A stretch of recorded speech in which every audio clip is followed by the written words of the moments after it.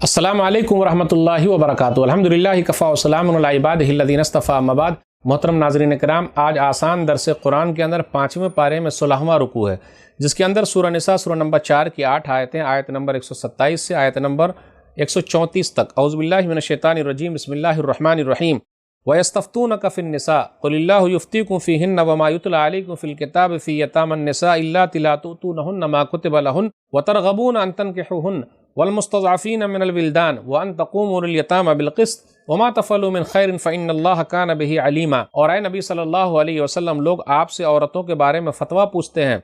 کہہ دیجئے اللہ خود تمہیں ان کے بارے میں حکم دیتا ہے، اور یتیم عورتوں کے متعلق کتاب الہی میں جو کچھ تم پر پڑھا جاتا ہے،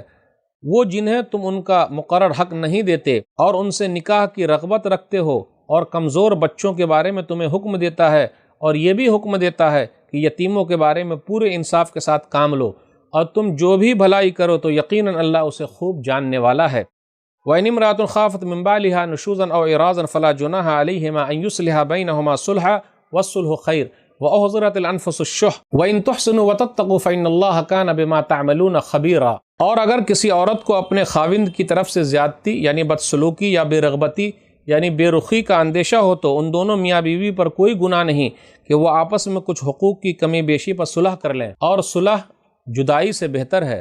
اور بخیلی یعنی کنجوسی ہر نفس میں شامل کر دیا گیا ہے، اور اگر تم نیکی کرو اور تقوی اختیار کرو تو یقیناً اللہ تمہارے سب کاموں سے خوب واقف ہے۔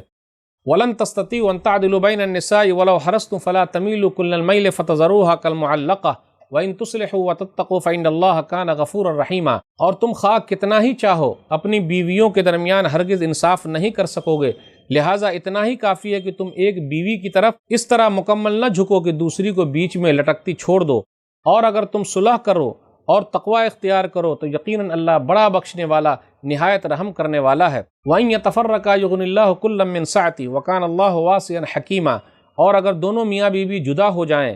تو اللہ ہر ایک کو اپنی وسعت سے غنی کر دے گا، مالدار بنا دے گا، اور اللہ بڑی وسعت والا خوب حکمت والا ہے۔ وَلِلَّهِ مَا فِي السَّمَاوَاتِ وَمَا فِي الْأَرْضِ وَلَقَدْ وَصَّيْنَا الَّذِينَ أُوتُوا الْكِتَابَ مِن قَبْلِكُمْ وَإِيَّاكُمْ أَنِ اتَّقُوا اللَّهَ وَإِن تَكْفُرُوا فَإِنَّ لِلَّهِ مَا فِي السَّمَاوَاتِ وَمَا فِي الْأَرْضِ وَكَانَ اللَّهُ غَنِيًّا حَمِيدًا۔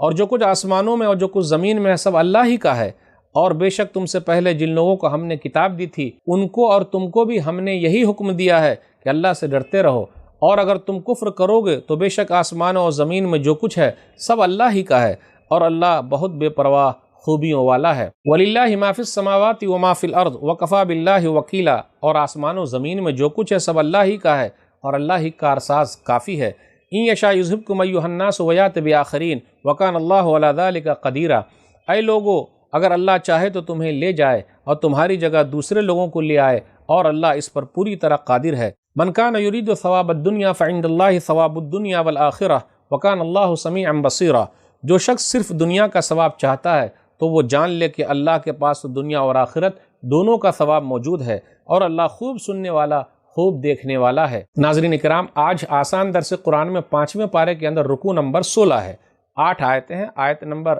127 سے آیت نمبر 134 تک، سورہ نساء سورہ نمبر 4 میں۔ آیت نمبر 127 کے اندر یہ حکم ہے کہ یتیم لڑکیوں کے نکاح کے بارے میں ہے کہ ان سے نکاح کرو، ایسا نہیں کہ ان کو یوں ہی چھوڑ دو۔ پھر اس کے بعد یہ بیان کیا جا رہا ہے وَمَا تَفْعَلُوا مِنْ خَيْرٍ فَإِنَّ اللَّهَ كَانَ بِهِ عَلِيمًا۔ تم جو کچھ بھی بھلائی کا کام کرو گے اللہ تعالیٰ اس کو خوب جانتا ہے۔ اب اس کے بعد میاں بیوی کا تذکرہ یہ ہو رہا ہے، ایک حالت یہ بتائی جا رہی ہے وَالصُّلْحُ خَيْرٌ، کہ بیوی کو یہ لگے کہ میرا شوہر جو ہے میری طرف زیادہ دھیان نہیں دے رہا ہے، دوسری بیوی کی طرف دھیان دے رہا ہے، تو بیوی کو چاہیے کہ وہ صلح کر لے، کچھ چیزوں میں پیچھے ہٹ جائے، اور صلح کرنا یہ زیادہ بہتر ہے۔ جیسا کہ سودا بنت زمعہ رضی اللہ تعالیٰ عنہ ام المومنین کے بارے میں ہے کہ انہوں نے اپنی باری کا دن عائشہ رضی اللہ تعالیٰ عنہ کے لیے دے دیا، ام المومنین کو دے دیا، اور نبی صلی اللہ علیہ وسلم کی بیوی بن کے رہیں۔ صحیح بخاری کتاب النکاح کتاب نمبر 67 حدیث نمبر 5212 5212۔ اس کے بعد آیت نمبر 129 کے اندر ہے کہ تم عورتوں کے ساتھ انصاف کرنا چاہو تو ہرگز نہیں کر سکتے ہو، جس کے بعد 2 بیوی ہے یا 3 ہے 4 ہے نہیں کر سکتے، لیکن اس کا مطلب یہ نہیں کہ نہیں کر سکنا ہے تو 1-2 شادی نہیں کر سکتے۔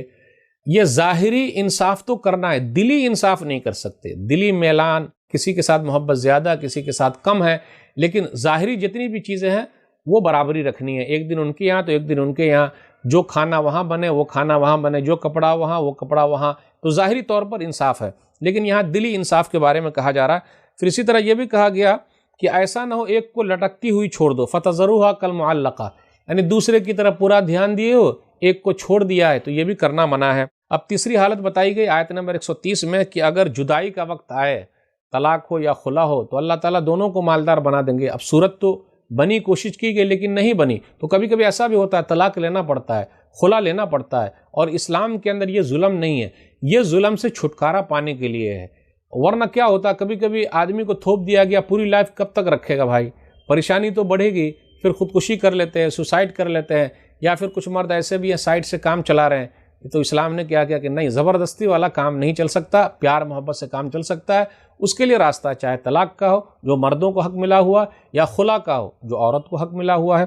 پھر آگے یہ بیان کیا جا رہا ہے کہ اگر رب کی نافرمانی کرو گے تو نقصان بہت زیادہ ہے، اللہ دوسری قوم کو لائے گا جو اچھی رہے گی، جو دنیا کا فائدہ چاہتا ہے دنیا اللہ دے دیں گے، لیکن آخرت نہیں ملنے والی ہے۔ یہ چند باتیں تھی، اللہ سے دعا ہے کہ اللہ تعالی ہم لوگ قرآن کریم کو پڑھنے، سمجھنے، عمل کرنے اور لوگوں تک پہنچانے کی توفیق دے، آمین۔ والسلام علیکم ورحمۃ اللہ وبرکاتہ۔